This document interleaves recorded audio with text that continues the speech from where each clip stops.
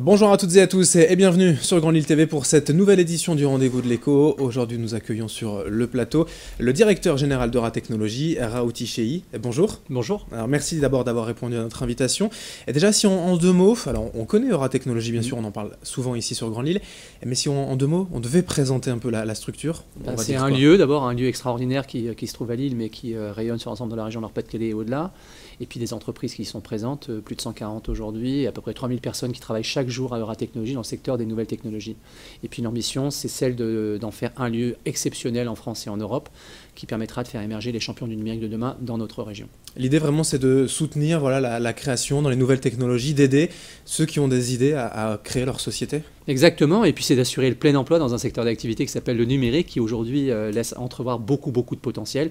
Et ce qu'on aimerait, c'est que notre région puisse prendre le leadership là-dessus. C'est quoi la recette finalement? Qu'est-ce qui a fait tout de suite le succès d'Eura Technologies?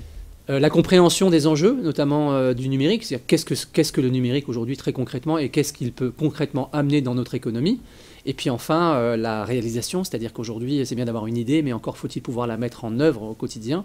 Et donc la proximité qu'on assure au quotidien avec les entrepreneurs de cette région qui souhaitent créer des entreprises, mais aussi des emplois dans le secteur du numérique. Donc c'est l'alliance entre notre compréhension du secteur d'activité et notre proximité aux côtés des entrepreneurs. Alors c'est du soutien, mais à un moment donné, quand même, il faut laisser partir les entreprises.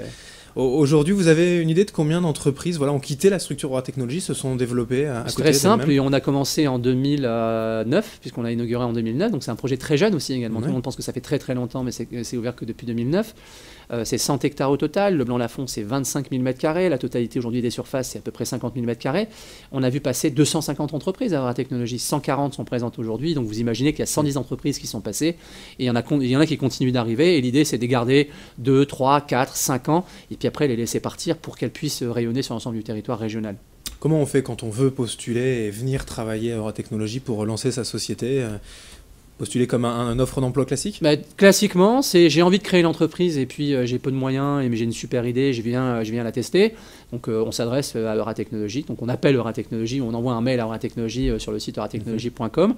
Ou sinon, je suis une entreprise déjà confirmée, j'ai envie d'aller plus dans l'innovation, et c'est très simple, je veux dire. C'est assez simple de pouvoir y accéder. Après, les gens, parfois, se mettent un peu trop de pression. Non, on accueille tout le monde, on écoute tout le monde. Et puis, si on n'a pas de solution sur Eura Technologies, on a aussi d'autres sites sur la métropole et dans la région où on peut accueillir les gens. Alors, ça fonctionne tellement bien, je le disais, qu'il y a eu d'autres exemples qui ont été copiés en France. Il y a des agglomérations, vous pouvez nous les dire, qui ont fait à peu près la même... Ça a été un exemple parce qu'on a été labellisé French Tech au niveau national. Et je pense même que le label French Tech a été inventé sur la base du modèle d'Eura Technologies, c'est-à-dire un lieu où on concentre tout ce qui va dans le sens de l'amélioration de l'économie dans le secteur du numérique. Donc toutes les régions en France, toutes les villes en France sont en train de s'inspirer du modèle. C'est un modèle que nous, on souhaite un modèle open source, c'est-à-dire un modèle qui soit ouvert sur tout le monde, puisqu'en fait on l'a fait au démarrage sur des fonds publics. Et aujourd'hui, toutes les grandes villes de France s'y intéressent, Lyon, Nantes, Bordeaux, Toulouse. Et puis au-delà, il y a aujourd'hui beaucoup d'autres territoires en Europe et dans le monde qui s'intéressent au modèle Eura Technologies.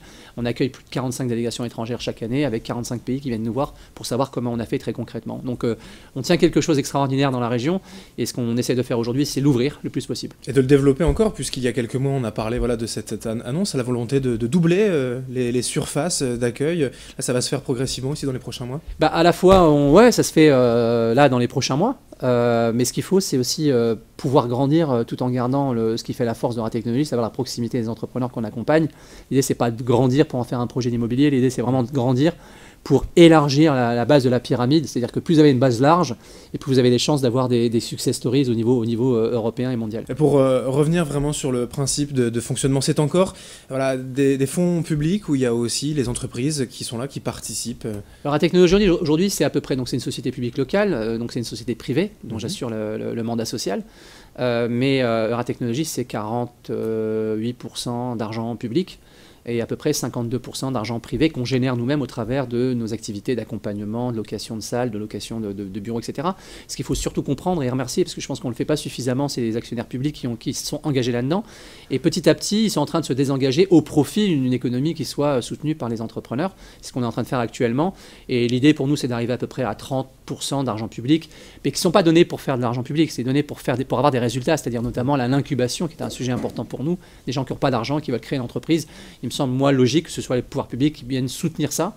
Et puis l'idée, c'est que derrière, les entrepreneurs prennent le relais de tout ça en mettant de l'argent, en investissant, en permettant en fait à l'économie de se faire de manière naturelle.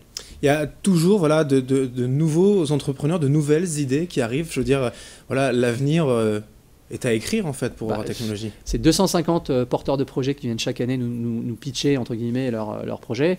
Et nous, on n'en sélectionne que 15. Ça veut dire qu'aujourd'hui, on ne fait pas des déçus, mais on donne l'envie aux entrepreneurs soit de revenir se présenter, soit d'aller ailleurs sur d'autres territoires métropolitains et régionaux.